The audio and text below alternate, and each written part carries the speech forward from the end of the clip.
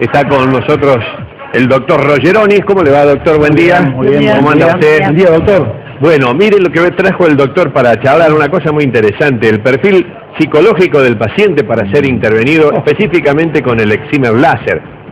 ¿Será esto que plantea el doctor, que esto no es para todos? Bueno, miren, para introducirnos en el tema le mostramos estas plaquitas. La correcta selección del paciente es determinante para lograr el éxito quirúrgico. Determinante, dice el doctor.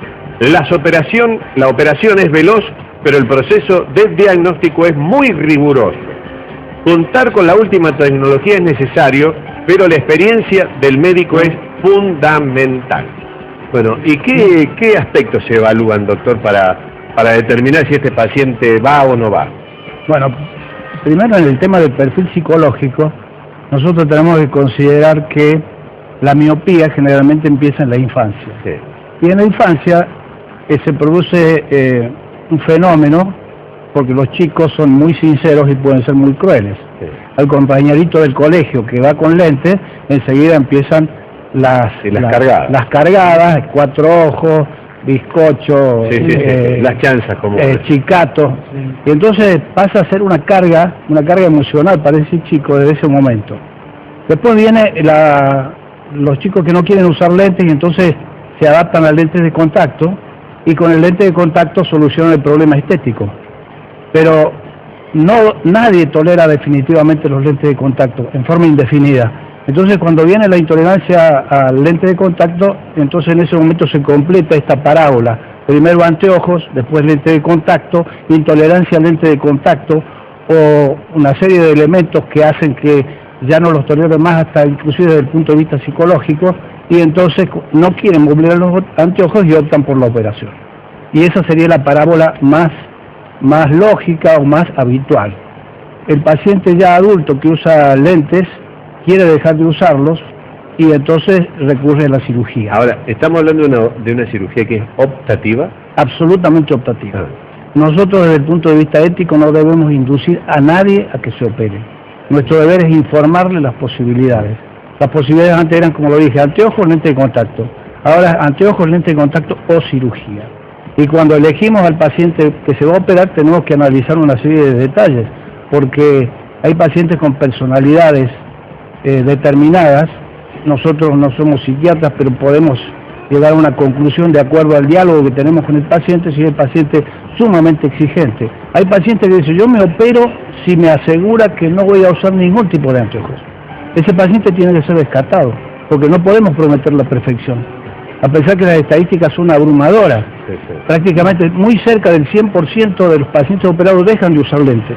Pero si nosotros le prometemos eso a un paciente con una personalidad tipo A, sumamente obsesivo, sumamente exigente, y después no lo conseguimos y le decimos que tiene que usar un anteojo para descansar la vista cuando está trabajando con la computadora, el paciente puede tener una reacción donde dice, pero usted me prometió que no iba a usar nada. ¿Qué papel juega el miedo? Es fundamental, porque, como decía mi mamá, el miedo no es sonso.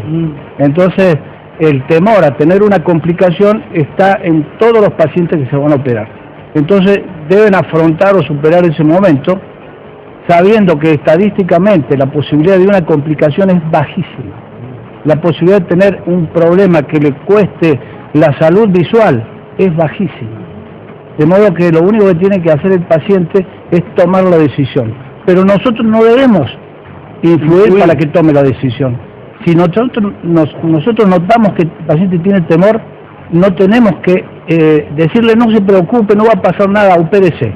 El paciente que tiene temor, bueno, usted es el que toma la decisión, tómese tu tiempo y si se resuelve operarse, véame de nuevo. Ahora, doctor, ¿ese es el único elemento de exclusión o hay otros? No, estamos hablando del perfil psicológico, pero para el ojo en sí mismo hay muchos factores de exclusión.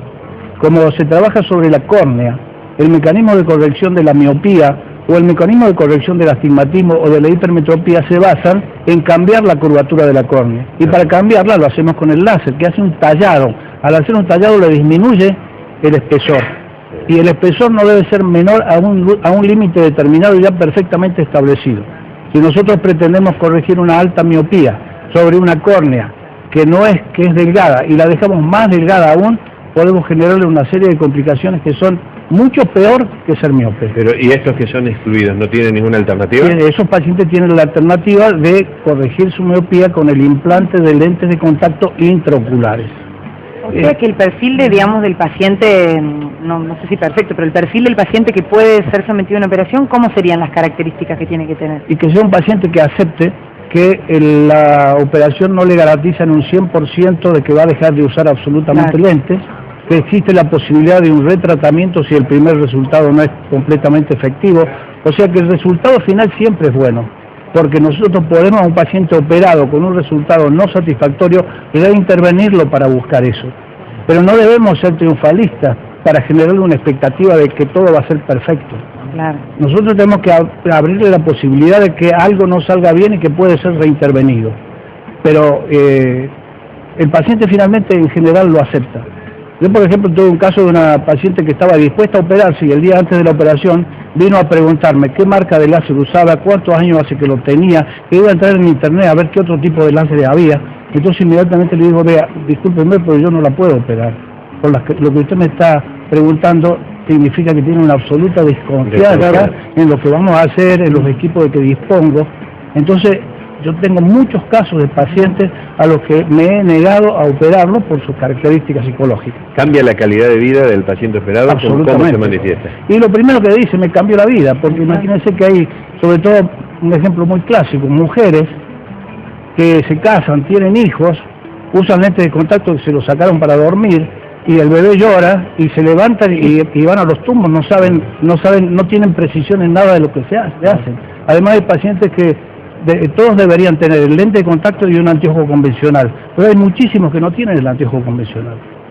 Entonces, cuando se tiene que levantar de apuro con una urgencia y ponerse los lentes de contacto es un problema. Entonces, lo primero que notan es el cambio de calidad de vida, porque no tienen que estar buscando los lentes, no tienen que estar buscando nada. Se levantan y es un automatismo. Hay muchos que se levantan y como ven bien creen que tienen puestos los lentes y se van a lavar cara y se los quieren sacar. Doctor, muchas gracias. Muy amable, que tenga un buen día. Gracias. Bueno.